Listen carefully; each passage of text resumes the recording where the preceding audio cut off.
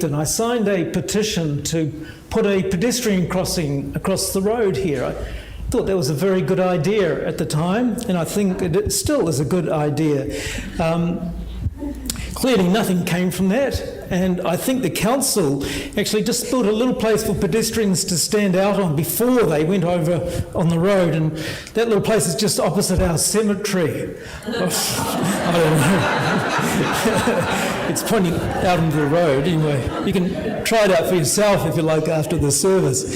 Well, since that time, the traffic, as you probably know, has got a lot worse. So I've decided again, I bought 20 litres of white paint, and I think as a church together after the service, we will just grab that paint from out there, and I'll get a few of you to stop the traffic, and we'll just get busy painting our own pedestrian crossing across the road. I know Gina would be leading that charge, I know. So Gina would be willing to join with me. How many of you would be willing to do that? Nathan? Hey, Nate would. Yeah, and a few others. Good on you. Stop the traffic, Susanna. Yeah, just stop the traffic for a couple of hours while it dried. And how many of you would think that was an act of lawlessness, an act of vandalism? Yeah, three people. And how many of you would come and visit me in prison, say? Oh, that's much more comforting to know that. So just a trick question. How many of you would still visit me in prison if last week I'd driven the Mitsubishi through the liquor store window next door and got my supply of lime reds for the week? See, no one. It's interesting, isn't it, that we'll have a different kind of thing there. And where do the 10 Commandments fit into this? Clearly they don't cover pedestrian crossings or liquor store raids or anything like that. A few months before Jesus was tried and executed, he was asked, and it was meant to be a kind of trick question to trap him. He was asked this question by the establishment types of his day. "Teacher, what is the greatest commandment of the law?" And Jesus replied, "Love the Lord your God with all your heart, with all your soul, with all your mind. This is the first and greatest commandment, and the second is like this: love your neighbour as yourself. All the law and prophets hang on these two commandments." So keeping that in mind today in our little story, at what point did we break one of the 10 Commandments? When we painted the crossing, when I got caught, when you planned to visit me in prison but changed your mind because you really discovered that I was stealing beer from the bottle store. And maybe the 10 Commandments seem terribly out of date. I mean, they are ancient. They go back literally thousands of years. But the question behind them, I think, is what holds us together? And probably for most of us, for most of the time, we don't think about the laws that we are obeying. For most of the time, we don't think positively about the law. If anything, we might think more about the laws that we are breaking. How many of you broke a law this morning? 1, 2, 3. You know those 50-kilometre signs for the roadworks? Yeah. 30 kilometres. You see? So we're conscious of the laws that we break, but not of the ones we don't.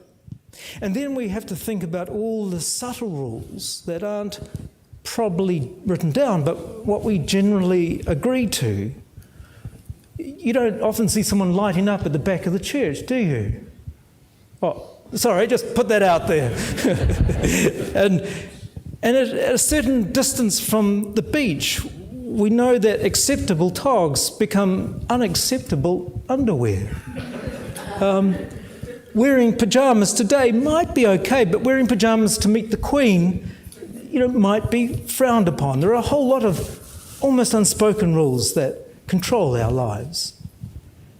There is often this unspoken agreement about how we have to work and live and be together to survive and flourish as people on this great journey we hear about into freedom, away from captivity. We have to agree on some principles, and often we don't speak about them. Parents teach their children about them. We learn from our elders. We learn these things from our communities. And that's why having strong, intact communities are so important to us. I'll give you an example. There are hermits on Great Barrier Island, and they mostly do, I assume, whatever it is they want to do whenever they do it. And some of their activities may not be strictly legal.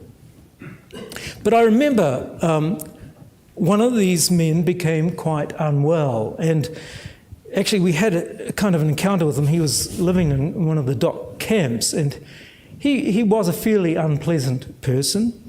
And anyway, people knew that he became quite unwell, and so the community got a big grader, and they dragged his bus, his old bus. The wheels didn't turn anymore, so you can imagine the dragging motion was quite intense, from where it had been parked, illegally parked, I have to say, for many years, and they dragged it all the way to a much more populated place on the island, not too far from the medical centre. So on the whole, the island community is very respectful of those who want to live alone and do whatever it is they want to do. And we might say, who cares? But on the other hand, they are amazingly good at coming together and supporting people in times of need. Even people they don't like, even people they disagree with. And there's no legal process involved, even though there could have been. And perhaps some laws were broken. And all they needed was just a big grader, 6 people and a strong chain. And something is there. People somehow come together and say, it's time we moved the hermit. And so what is that something? Well, our scriptures celebrate that something. And they call it, and I know we don't learn many Hebrew words, but it's probably one of the most important Hebrew words in our scriptures. The word is hesed, hesed. And it's translated into English in a number of ways: kindness, loving kindness, grace, love. And every time that hesed is present, every time that kindness is witnessed, whoever does it, the Bible celebrates it as a sign of God's presence. And that is as subtle as it is, that there is something else at work in our world, something greater than even our own personal needs and desires and fears. This presence of this hesed, this kindness, this love that runs through communities. In fact, our ancient Hebrew writing is very robust, and it's really uninterested in what is going on in our heads. It's uninterested in our internal conversations. You know, we might have all sorts of issues and concerns, but in Hebrew thought, the question is what's going to make a difference? And what matters is concrete. Hesed has to be something real. I think we're overwhelmed at the moment by all those best-selling books helping us come to terms with our relationships with our parents, how we feel about our things, self-improvement, making more and more money, being successful. But remember what Jesus said to the rich guy with all his worry and guilt and issues. Jesus said, sell what you have, give it to the poor. And sometimes this hesed can even sound harsh at times. To someone who was grieving, Jesus turned to him and said, come, follow me. So what difference are our beliefs making? And especially, what difference does it make to our neighbour? What difference is going to make to those hundreds of children who pass through our family ministry work here in Takanini every week? So it's really important to say that as we look at the Ten Commandments over the next couple of weeks, we need to think of them not first as a set of rules. In fact, they're not written as rules. There is no punishment associated with breaking them. They're more like a kind of constitution for us, a kind of treaty, guiding principles. They create a platform for acts of kindness and goodness, this hesed. And I guess there are 3 points in our reading today that explain to us something of these fundamentals. We read today that the Israelites had gone out of the land of Egypt. They had been enslaved there for a very long time. And God, through God's servant Moses, leads them out of slavery. So first of all, the Ten Commandments are for people who know freedom. So whatever the Ten Commandments are about, they're not about enslaving people again. They're not rules that enslave people. Remember what Jesus said. He said, "Come to me, all who are heavy laden, and I will give you rest." And a lot of scholars think what he was addressing there about being heavy laden was people who were burdened by thinking that they could comply with a whole set of more and more intricate rules to somehow earn salvation. It wasn't true. He said, "Come to me, all who are heavy laden, and I will give you rest."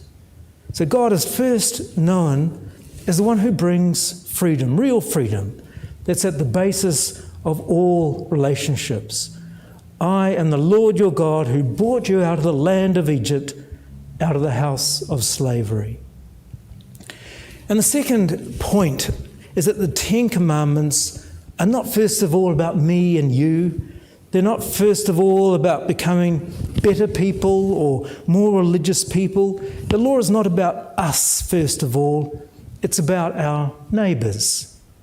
God gives you the law not so that you can have the best life now, but so that your neighbour can have his or her best life now. And notice how many times God makes this point in the Ten Commandments. Do not be a false witness against your neighbour. Do not covet your neighbour's house. Do not covet your neighbour's spouse. When it is the day of rest, make sure that all your neighbours, from your sons and daughters right down to your sheep and oxen, get to rest, just like you do. And older people, your fathers and mothers, are still your neighbours as well. And Paul made that point in Galatians.